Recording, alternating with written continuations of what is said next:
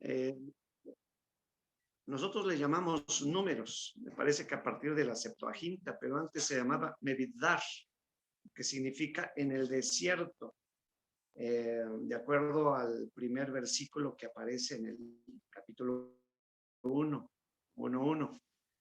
El números forma parte de, bueno, le decimos número, se le dicen números porque describe dos censos al principio del libro y en el capítulo 26 se hace otro censo, cuando salieron del Sinaí y cuando estaban cerca de la frontera de la tierra prometida. Por eso se describen dos números.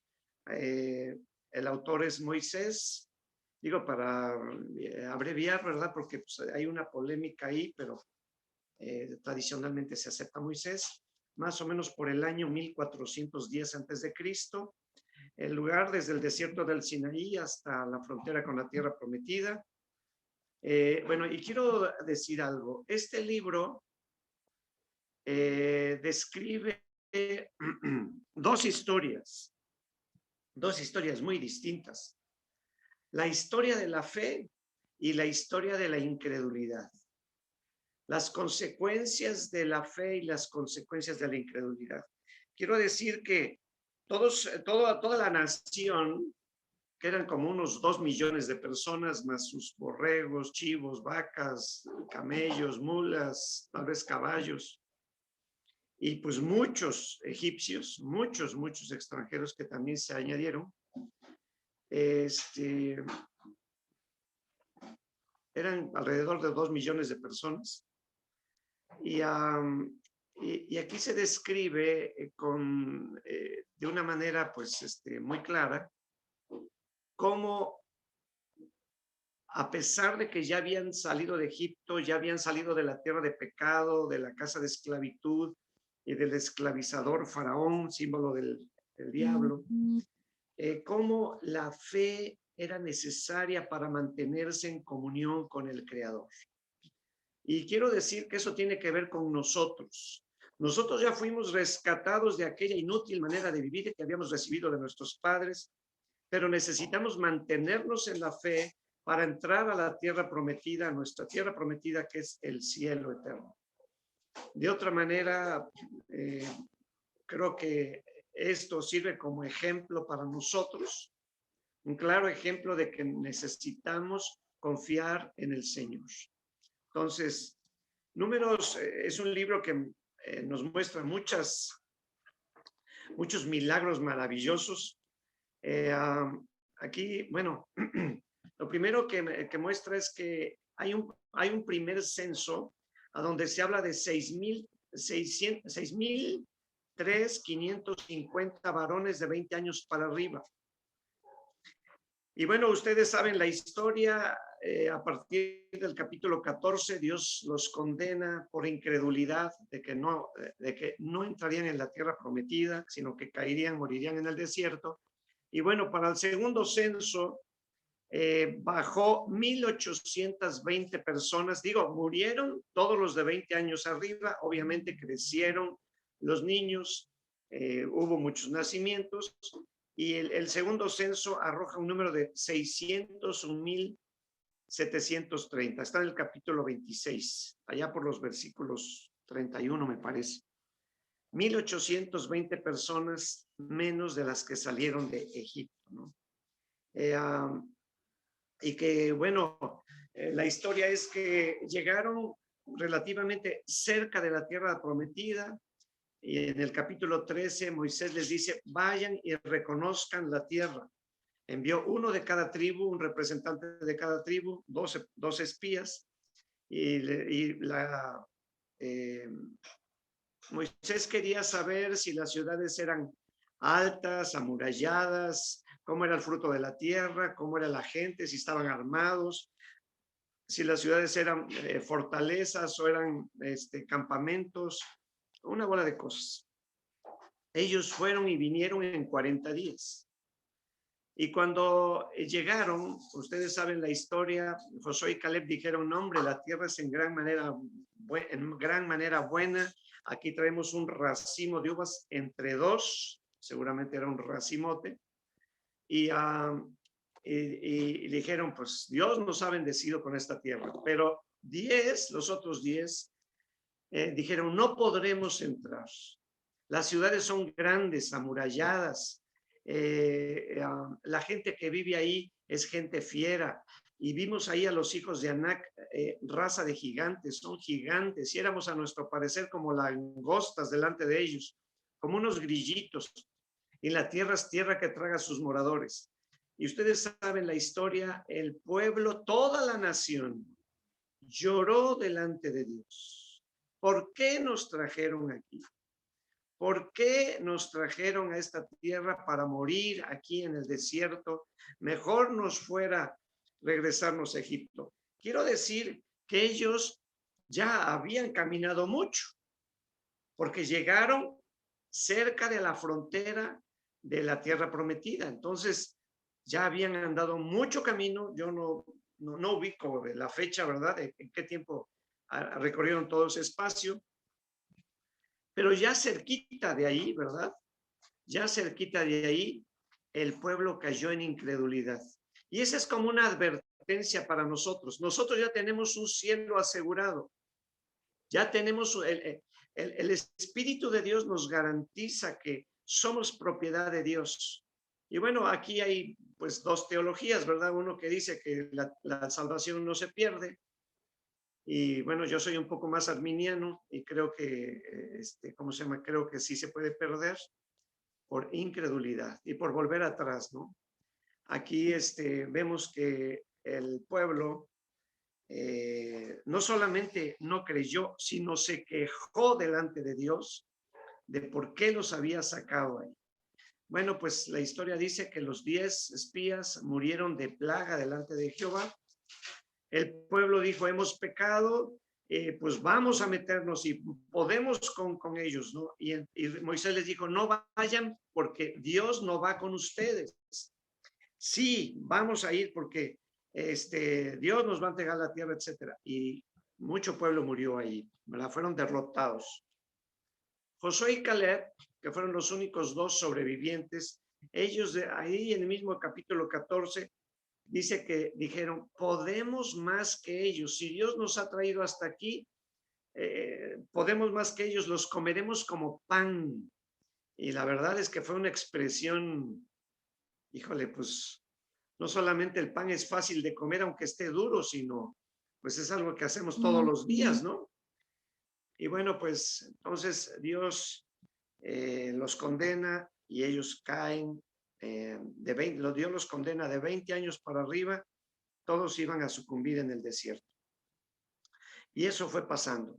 El libro de Números describe muchos ritos para los levitas. Y en esas ceremonias, en esos ritos de purificación, vemos claramente a un Dios santo, a un Dios santo que exige santidad de su pueblo. Lo exigió ayer, lo exige hoy y lo seguirá exigiendo porque en el libro del Levítico, una palabra que se repite es ser santos porque yo soy santo, ¿no? Y bueno, vemos algunos milagros sorprendentes como la nube sobre el tabernáculo, ¿verdad? Y el pueblo se queja y decían que comían más rico en Egipto, ¿verdad? Y el problema vino por los extranjeros que dice que se mezclaron con ellos y que tuvieron un vivo deseo de volver a comer la cebolla, los puerros, los pepinos, los pescados que comían de gratis en Egipto. Ya sabemos que no era de gratis, ¿no?